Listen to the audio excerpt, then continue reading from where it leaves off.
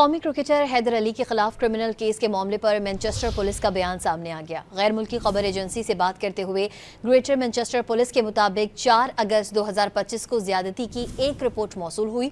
Report की रोशनी में 24 साला मर्द को गिरफ्तार किया गया।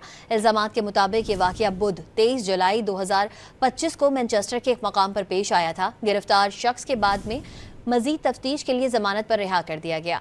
पाकिस्तान क्रिकेट बोर्ड ने गुज़िश्ता रोज बयान जारी किया था। हैदर अली को बरतानिया में क्रिमिनल इंक्वायरी का सामना है, जिसके बाद उन्हें मुअत्तल किया गया। कौमी क्रिकेटर हैदर अली के खिलाफ क्रिमिनल केस के मामले पर मैनचेस्टर पुलिस का बयान सामने आ गया। गैर मुल्की खबर एजेंसी से बात करते हुए ग्रेटर मैनचेस्टर पुलिस के मुताबिक 4 अगस्त 2025 को ज्यादती की एक रिपोर्ट मौसूल हुई।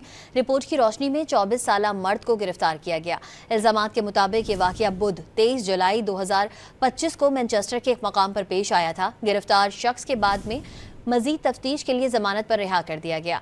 पाकिस्तान क्रिकेट बोर्ड ने गुज़िश्ता रोज बयान जारी किया था। हैदर अली को बरतानिया में क्रिमिनल इंक्वायरी का सामना है, जिसके बाद उन्हें मुअत्तल किया गया।